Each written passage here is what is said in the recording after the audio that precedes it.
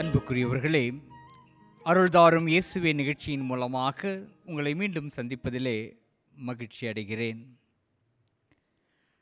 இயேசுவின் வாழ்வு நமக்கு கற்றுத்தரும் பாடங்கள் என்னும் தலைப்பிலே இன்றைய நாளிலே நாம் சிந்திக்க இருக்கிறோம்.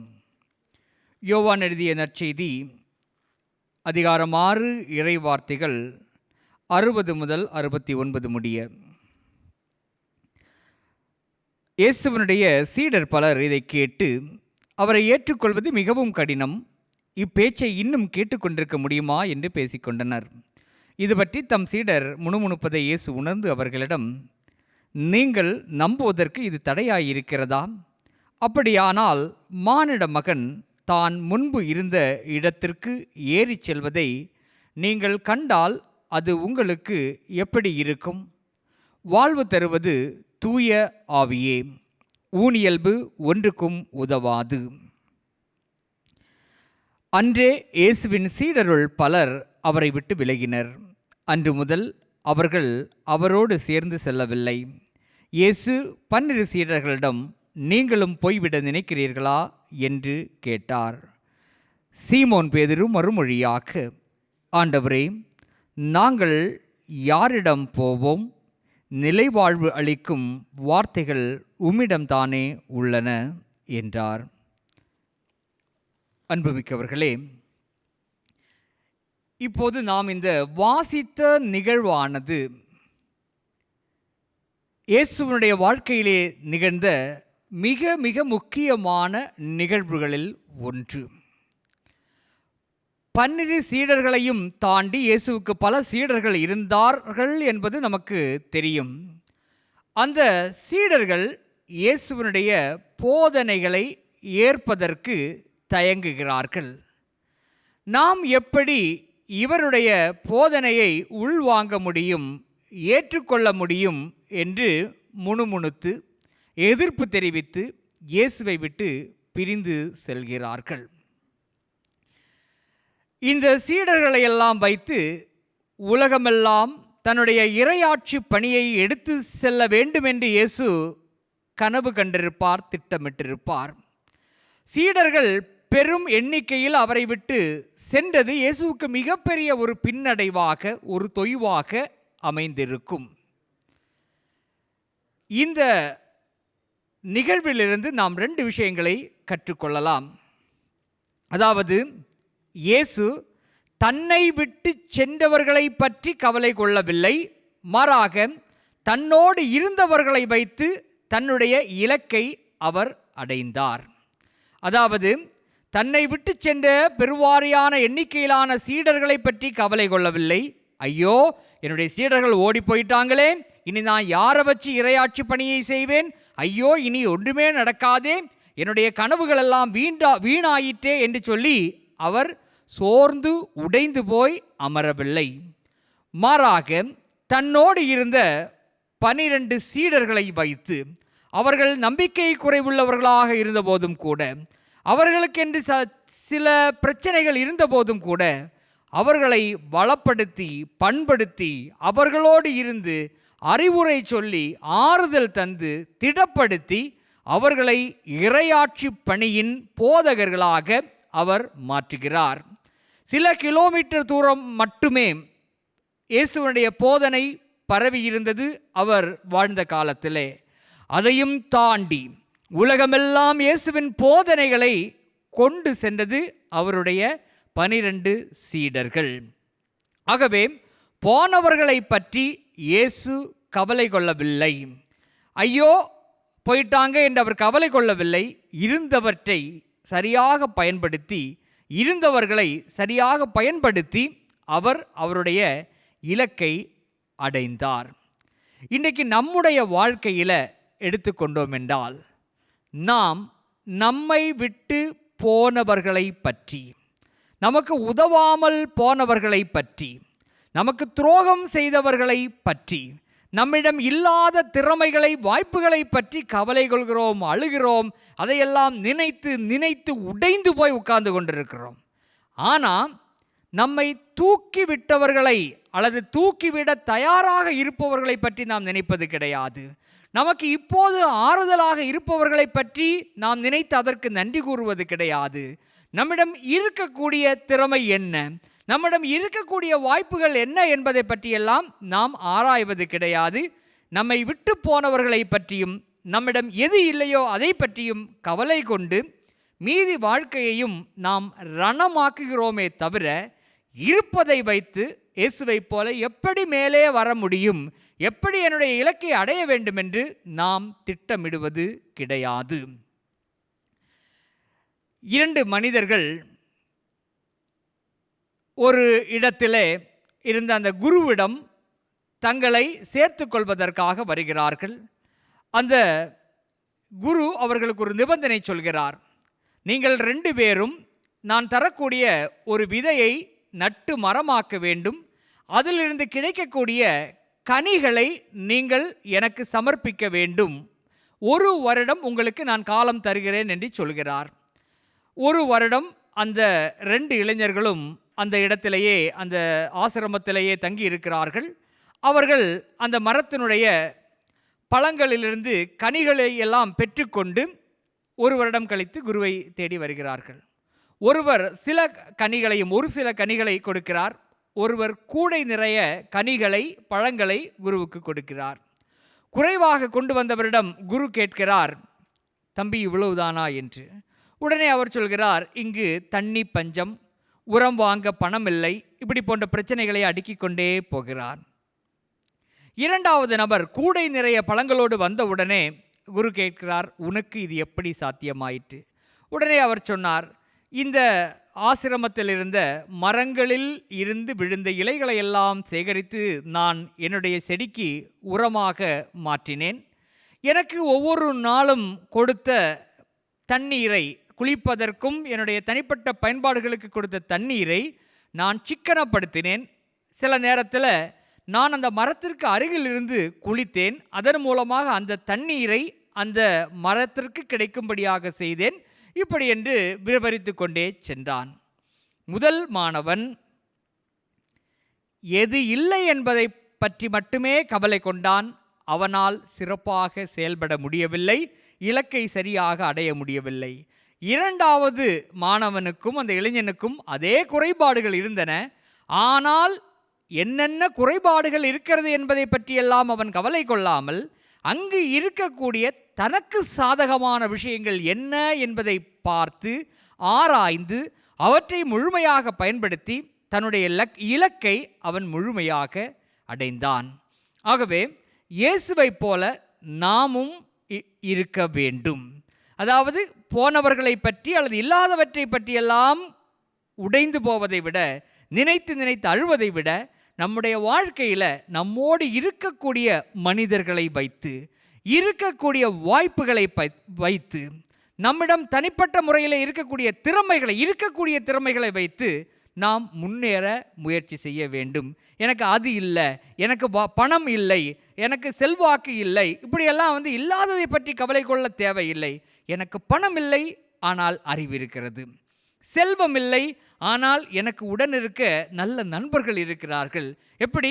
இல்லாதவற்றை பற்றி கவலை கொள்ளாமல் இருப்பவற்றை நாம் ஒரு பட்டியலிட்டு அவற்றை சரியாக பயன்படுத்தும் போது இயேசு அடைந்த வெற்றியைப் போல நம் ஒவ்வொருவராலும் வெற்றி அடைய முடியும். 2வதாக இயேசு தானாக இருந்தார். அதாவது தன்னுடைய கொள்கைகளை, கோட்பாடுகளை, லட்சியங்களை, போதனைகளை அவர் யாருக்காகவும் மாற்றிக்கொள்ளவில்லை. அதாவது வலது கன்னத்தை அடித்தால் இடது கன்னத்தை காட்ட வேண்டும் என்று அவர் போதித்தார். அதில் அவர் கடைசி வரை உறுதியாக இருந்தார். சீடர்களுக்கு, இயேசுவே உம்முடைய போதனை எங்களுக்கு பிடிக்கவில்லை என்று சொல்லிவிட்டு போய்விட்டார்கள். இயேசுவை விட்டு பிரிந்து செல்கிறார்கள். அப்படி சென்ற உடனே, ஐயோ தம்பி போகாத, இங்கே வா, வலது கன்னத்தை அடித்தா இனிமேல் இடது கன்னத்திலையும் தலையிலையும் முதுகலையும் சேர்த்து அடிக்கலாம் என்று நான் என்னுடைய போதனையை மாற்றுகிறேன் என்று சொல்லி அவர் போதனையை மாற்றவில்லை. யார் எதிர்த்த போதும் கூட, நண்பர்களே நீ எனக்கு வேண்டாம் என்று சொல்லி தூக்கி எறிந்து விட்டு போன போதும் கூட, நான் என்னுடைய சித்தாந்தத்திலிருந்து, என்னுடைய கொள்கையிலிருந்து மாற மாட்டேன் என்று உறுதியாக இருந்தார். ஓடிப்போன தன்னுடைய சீடர்களுக்காக தன்னுடைய சித்தாந்தங்களை, கொள்கைகளை சமரசம் செய்ய இயேசு இறங்கி வரவில்லை. மாறாக கொள்கைகளிலே உறுதியாக இருந்தார். தானாக இருந்தார். யாருக்காகவும் தன்னுடைய நல்ல பண்புகளை அவர் மாற்றிக்கொள்வதற்கு முன் வரவில்லை. இன்றைக்கு இந்த நானாக இருக்கிறேனா என்று பார்த்தால் பல நேரத்தில் நம்ம யாருமே நாமாக இருப்பது இல்லை. அதை தாண்டி நாம் இன்னொருவரை பார்த்து அல்லது பிறரை பார்த்து இன்னொரு மனிதனாக அல்லது இன்னொரு கலாச்சாரத்தினுடைய சொந்தக்காரனாக நாம் வாழ்ந்து கொண்டு இருக்கிறோம். ஒரு அழகான குறும்படம். அந்த குறும்படத்தில் ஒரு அம்மா ஆங்கில வழி கல்வி படிக்கக்கூடிய தன்னுடைய மகனுக்கு மாறு வேட போட்டிக்கு ஒரு பயிற்சி கொடுத்து கொண்டிருப்பார். அதாவது அந்த மகன் பிச்சைக்காரன் வேடம் அணிந்து இவ்வாறாக பேச வேண்டும் என்று ஒரு பயிற்சி கொடுப்பார். எப்படின்னா, ஐ ஆம் அ beggar, I peg in the street என்று சொல்லி இதை திரும்ப சொல்லுப்பா என்று சொல்லி தன்னுடைய ஒரு 6 வயது மாணவனுக்கு அந்த அம்மா பயிற்சி கொடுத்து கொண்டே இருப்பார். அப்போ அந்த மகனும் ஒரு கட்டத்தில் கேட்பான், அம்மா, தமிழ்நாட்டில் எந்த ஊரில் அம்மா பிச்சைக்காரன் இங்கிலீஷில் பிச்சை எடுப்பான், நீ இப்படி என்ன இங்கிலீஷில் பிச்சை எடுக்க சொல்கிறியே அப்படின்னு அவன் சொல்கிறான். அதாவது அவனுடைய ஆள் மனம் சொல்கிறது, நம்ம தமிழ்நாட்டில் எந்த தமிழ் பிச்சைக்காரனும் ஆங்கிலத்தில் பிச்சை எடுக்க மாட்டான். அப்போ எப்படி இது ஒரிஜினாலிட்டி வரும், இது எப்படி நம்பகத்தன்மை, இந்த மார்வேட அந்த போட்டியில் பங்கேற்பாளராக நான் நம்பகத்தன்மை எப்படி கொடுக்க முடியும் என்பதை அவன் உணர்கிறான். இது நம்பகத்தன்மையை தராது என்பதை உணர்கிறான். ஆனால் அம்மாட்ட சொன்ன அம்மா என்ன சொல்கிறாங்க, இல்லை அம்மா சொன்னால் சரியாக தான் இருக்கும், இப்படியே பேசு மகனே அப்படின்னு சொல்லி அவனுக்கு திரும்ப ஐ ஆம் எ beggar, I peg in the street இதுக்கு பயிற்சி கொடுக்கிறார். அந்த மார்வேட போட்டிக்கு அவர் சென்று கொண்டிருக்கிறார். வாகனத்தில் சென்று கொண்டிருக்கும் பொழுது அந்த வாகனம் ஒரு இடத்துல நிற்கிது. அவர் அந்த மார்வேட போட்டிக்கான அந்த உடையோடு இருக்கிறார். அந்த பிச்சை எடுக்கக்கூடிய அந்த நபருடைய உடையிலே அவர் இருக்கிறார். அப்போ அந்த இடத்துல ஒரு உண்மையான பிச்சைக்காரர் வருகிறார். வயசான ஒரு தாத்தா வர்றாரு. அந்த தாத்தா உள்ள தன்னை மாதிரி வேடம் அணிந்த ஒருத்தர் உள்ளே இருக்கிறத பார்த்து ஷாக் ஆகி அதிர்ச்சி அடைந்து கேட்கிறார், என்னப்பா இந்த கோலம், இது கோலம் என்று கேட்கிறார். உடனே அந்த சிறுவன் சொல்கிறான், இது மார்வேட போட்டிக்கு இப்படியெல்லாம் ட்ரெஸ் பண்ணி போய் பேசுனா ப்ரைஸ் கொடுப்பாங்க தாத்தா அப்படின்னு சொல்கிறான். உடனே அந்த தாத்தா கேட்குறார், நீ என்ன பேச போகிற? உடனே அவன் சொல்கிறான், ஐ ஆம் எ beggar, I peg in the street அப்படியே அம்மா சொல்லி கொடுத்து சொல்கிறான். உடனே தாத்தா சொல்கிறார், கால்நடையாக போகிறேன், கஞ்சங்கிட்ட கேட்கிறேன், உசுரமாய்க்க மனசில்லை, உழைச்சி திங்க வயசில்லை என்று சொல்லி அந்த இடத்தை விட்டு நகர்கிறார். அவனுக்கு நல்லா தெரியும், அந்த சிறுவனுக்கு பிச்சை எடுக்கக்கூடியவர்கள் ஆங்கிலத்தில் பேச மாட்டாங்க, ஆனால் அவர்கள் என்ன பேசுவான்னு அவனுக்கு சொல்கிறதுக்கு தெரியலை. இந்த தாத்தா சொன்னதை நல்லா உள்வாங்கிறான். அவனுக்கான நேரம் வருகிறது, மார்வேட போட்டிக்கான அறிவிப்பு வருகிறது. அவனுடைய பேரை சொன்ன உடனே அவன் ஸ்டேஜுக்கு வர்றான். அவன் அம்மா சொல்லி கொடுத்ததை சொல்லலை, அந்த தாத்தா சொன்னதை அப்படியே அழகாக சொல்லுகிறான். அந்த மழலை மொழியில், கால்நடையாக போகிறேன், கஞ்சங்கிட்ட கேட்கிறேன், உசுரமாய்க்க மனசில்லை, உழைச்சி திங்க வயசில்லை என்று சொன்ன உடனே அந்த அம்மாவே முகம் மலர்ந்து சந்தோஷத்தோட கை தட்டி அவனை வாழ்த்துவதாக அந்த பதிவு செய்யப்பட்டிருக்கும். அதே மாதிரி மற்ற நிகழ்வுகளுக்கு அமர்ந்து கொண்டு கைதட்டி வாழ்த்தியவர்கள் இந்த சிறுவனுடைய இந்த மொழி கேட்டதும் எழுந்து நின்று கைதட்டி பாராட்டினார்கள். அதாவது அவனுக்கு அம்மாவை தாண்டி செஞ்சால் அது அம்மா தண்டனை கொடுப்பார்கள் என்ற பயம் உள்ள இருந்தாலும் தன்னுடைய கொள்கை சரி, அதாவது ஒரு பிச்சை எடுப்பவர் ஆங்கிலத்தில் பேச மாட்டார் என்பதில் அவன் உறுதியாக இருந்தான். தமிழ்நாட்டில் பிச்சை எடுக்கக்கூடிய ஒரு தாத்தா தமிழை தான் பேசுவார் என்பதில் உறுதியாக இருந்தான். அதையே அவன் அந்த மேடையில் செய்து காட்டினான். அம்மாவுடைய தண்டனையும் தாண்டி, அம்மா கோவப்படுவாரோ அடிப்பாரோங்கிறதையும் தாண்டி தன்னுடைய சிந்தனையின்படி அவர் தானாக இருந்தார். தாயாலும் பாராட்டப்பட்டார், மற்ற நபர்களாலும் அவர் பாராட்டப்பட்டார். இன்னைக்கு இந்த நானாக இருக்கக்கூடிய தன்மை நம்மள்கிட்ட சுத்தமாகவே குறைந்து கொண்டே வருகிறது. சில குழந்தைகள் இருப்பாங்க, நீட்ட ஆடைகள் அணிந்திருப்பாங்க, நீட்ட ஆடை இல்லாமல் அவர்கள் ஆலயத்திற்கோ பொது நிகழ்வுகளுக்கோ வரமாட்டார்கள். சில நேரத்தில் ஏன் நீ இந்த நிகழ்வுக்கு வரலை அப்படின்னு கேட்டால், இந்த நீட்டமான ஆடைகள் காய்ந்து கொண்டிருக்கிறது, குட்டையான ஆடைகளை போட்டுட்டு பொது நிகழ்வு ஆலயத்துக்கெல்லாம் வரக்கூடாது தானே, அதனால தான் அந்த நிகழ்வுக்கு வர முடியலைன்னெல்லாம் சொல்லியிருக்கிறாங்க. ஆனால் சில வருடங்கள் கழித்து நகர்ப்புறங்களில் போய் வேலை செய்துவிட்டு அல்லது யூனிவர்சிட்டிகளில் போய் கல்வி நிலையங்களில் போய் கல்வியெல்லாம் கற்றுக்கொண்டு சில ஆண்டுகள் கழித்து வரும்பொழுது பொது வெளியில் சந்தை பகுதிகளில் அவர்கள் குட்டையான ஆடை அணிந்து கொண்டு நிற்பதை பார்க்க முடியும். அதாவது பிறருடைய மனதை பாதிக்காத அளவுக்கு ஆடை உடுத்த வேண்டும், அல்லது நம்முடைய கலாச்சாரத்தின்படி நீட்ட ஆடைகளை எல்லாம் அணிய வேண்டும் என்று நமக்கு தெரியும், அதை நாம் பின்பற்றி இருக்கிறோம். ஆனால் அது திடீரென்று மாறி இருக்கிறது என்றால், குறிப்பிட்ட காலத்தில் நான் தங்கியிருந்த இடத்துல இருப்பவர்கள் எல்லாம் என்னுடைய கலாச்சாரத்திற்கு எதிரான ஆடை அணிந்தவர்கள். அவர்களோடு நான் இணைந்து வாழ்ந்ததால் அவர்களுடைய அந்த கலாச்சாரம் அல்லது அவர்களுடைய அந்த ஆடை முறைக்கு நான் மாறிவிட்டேன். ஒருவேளை நான் மட்டும் நீட்ட ஆடை அணிந்து கொண்டு அந்த கூட்டத்தில் இருந்தால் எல்லாரும் என்னை கேலி செய்வார்கள், கிண்டல் செய்வார்கள் என்பதற்காக என்னுடைய கொள்கை, கத்தோலிக்க வழிகாட்டுதல்கள், கத்தோலிக்க அறிவுரைகளை தாண்டி, என்னுடைய பாரம்பரியத்தை தாண்டி நான் ஆடையிலே மாற்றம் செய்கிறேன். அதாவது இன்னொரு குழுவுக்காக நான் என்னுடைய மத சிந்தனைகளை அல்லது என்னுடைய கலாச்சாரத்தை நான் அடகு வைத்து விடுகிறேன், என்னை மாற்றுகிறேன். ஒரு மாணவி ஒருவர் 6ஆம் ஆண்டு படிக்கக்கூடிய ஒரு மாணவி சுற்றுலா செல்வதென்றால் அவருக்கு மிகவும் விருப்பமான ஒரு விஷயம். அவர் இந்த முறை சுற்றுலா நான் செல்லவில்லை என்று வீட்டில் தெரிவித்தார்கள். எல்லாருக்குமே ஒரே அதிர்ச்சி. சுற்றுலா என்றால் அவ்வளவு ஆனந்தமாக இருக்கக்கூடிய குழந்தை ஏன் இந்த முறை சுற்றுலா செல்லவில்லை என்று லேசாக விசாரித்த போது இந்த குழந்தை சொன்னது, என்னோடு இருக்கக்கூடிய எல்லா மாணவிகளும் நீட்டம் குறைவான ஆடைகளை, இன்றைய நாகரீக ஆடைகளை அணிந்து வருவார்கள். ஆனால் என்னிடம் அது போன்ற ஆடைகள், நாகரீக ஆடைகள் என்னுடைய அறையிலே இல்லை. இருக்கக்கூடிய எல்லா ஆடைகளும் கலாச்சாரம் சார்ந்த அல்லது முழு நீள ஆடைகளாக இருக்கின்றன. கடந்த வருடமே என்னை என்னுடைய நண்பர்கள் அவமானப்படுத்தினார்கள், கிண்டல் செய்தார்கள். என்னுடைய ஆசிரியைகளே நீ என்ன அந்த பழைய காலத்து ஆட்சி ஸ்டைலில் இருக்கிற என்றெல்லாம் கிண்டல் பண்ணினார்கள். ஆகவே இந்த முறை நான் போக மாட்டேன். ஏனென்றால் என்னுடைய கபோர்டில் என்னுடைய நண்பர்கள் உடுத்துவது போன்ற ஆடைகள் இல்லை. நான் போகலை. அதை தாண்டி போனோம்னா என்னுடைய நண்பர்கள் அணிவதை போன்ற அதே போன்ற நாகரிக ஆடைகள் எனக்கு வேண்டும் என்று அந்த குழந்தை சொன்னது. அதாவது நண்பர்களைப் போல நான் இருக்க வேண்டும் என்பதற்காக நம்முடைய சித்தாந்தங்களை அல்லது நம்முடைய சிந்தனைகளை அடகு வைக்கக்கூடிய ஒரு நிலைக்கு இன்னைக்கு நாம் தள்ளப்பட்டிருக்கிறோம். இன்னும் அடுக்கிக் கொண்டே போகலாம்.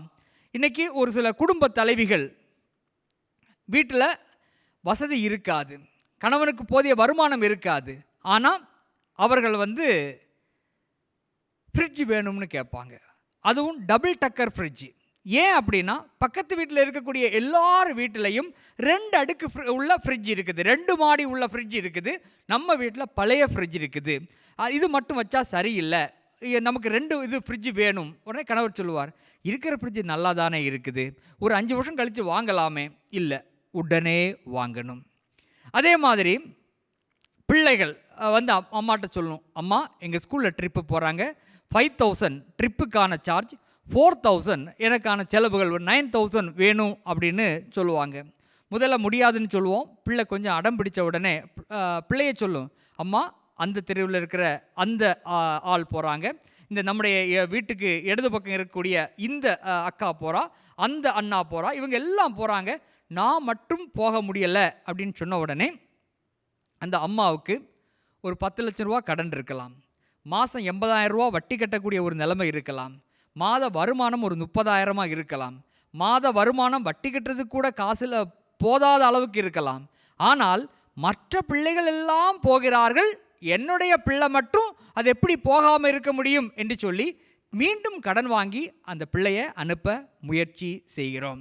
அதே போல் திருவிழாக்கள் வரும்பொழுது நம்மகிட்ட காசு இருக்கோ இல்லையோ, மற்றவர்களெல்லாம் புத்தாடை வாங்குகிறார்கள், மற்றவர்களெல்லாம் அறுசுவை உணவு உண்கிறார்கள், மற்றவர்களெல்லாம் வீண் செலவு செய்கிறார்கள், நானும் செய்ய வேண்டும் என்று நம்முடைய நிலையை மறந்து மற்றவர்களுக்காக நாம் நம்முடைய செயல்பாடுகளை மாற்றிக்கொள்கிறோம், நம்முடைய சிந்தனைகளை மாற்றிக்கொள்கிறோம்.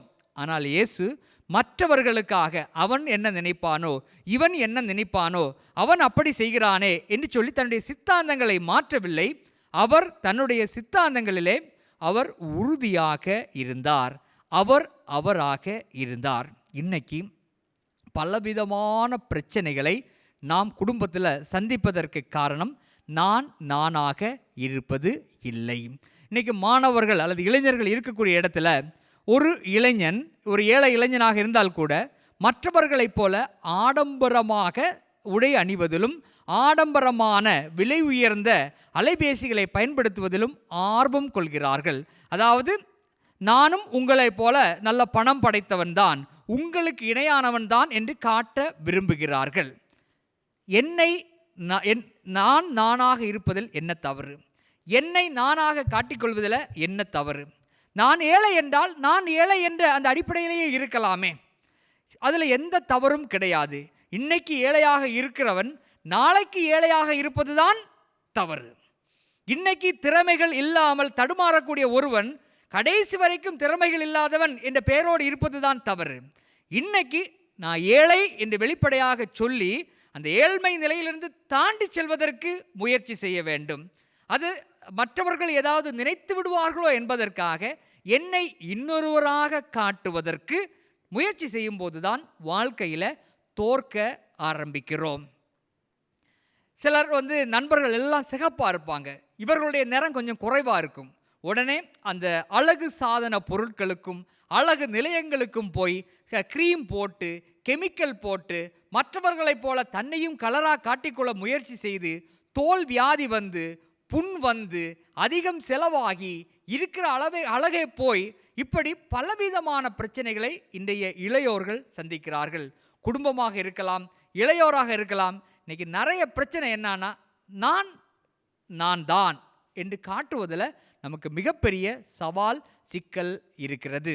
அன்புக்குரியவர்களே, இன்று நாம் வாசித்த அந்த வாசகத்திலிருந்து 2 அழகான விஷயங்கள் நமக்கு புலனாகிறது. ஒன்று, இயேசு தன்னை விட்டு சென்றவர்களை பற்றி அல்லது தன்னிடம் இல்லாதவர்களை பற்றி, இல்லாதவற்றை பற்றி அவர் கவலைப்படவில்லை. இருந்தவற்றை வைத்து இந்த உலகமெல்லாம் சென்று நற்செய்தியை பறைசாற்றினார், தன்னுடைய இலக்கை அடைந்தார்.